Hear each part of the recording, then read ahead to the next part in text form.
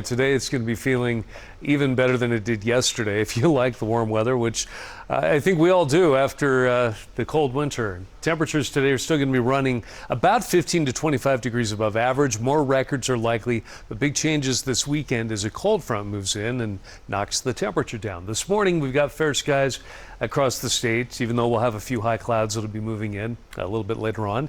Otherwise, temperature in Salt Lake is 59 degrees with a light breeze south at 12 miles per hour. Already feels pretty good when you head out the door. And while it is in the 30s and vernal, most of us are starting out in the 40s and 50s, a little bit warmer than that in St. George, where it's currently 60 degrees. Now, high pressure, which began the warm up, is going to be moving just to the east of us today. We'll get a southwesterly flow, which helps the temperature climb even higher, but that's ahead of a trough moving into the Pacific Northwest. They'll split apart this weekend, but the cold front associated with it is what will come in tomorrow and usher in those changes. Now, ahead of that, forecast is for 84 degrees in Salt Lake City. If we hit that, we set a new record. The old one is 83. At the very least, it looks like we'll tie the old record.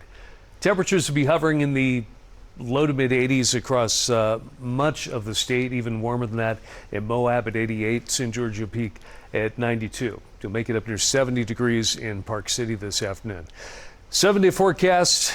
The change in the south isn't going to be as noticeable. The front not quite as strong as expected, but out ahead of it, there's still going to be some gusty winds over southern Utah tomorrow. Partly cloudy, a little bit cooler. Temperature will drop into the mid 80s by Sunday, so obviously very warm heading into early next week. And it looks like you'll climb all the way back near 90 by next Thursday. And in Salt Lake City, partly cloudy, mid 70s tomorrow, sunny, dropping near 60 on Sunday. That's a big change, but that's our average high temperature for this time of year. Doesn't stay that way. Another big warm up next week. We could make it all the way back near 80 by next Thursday.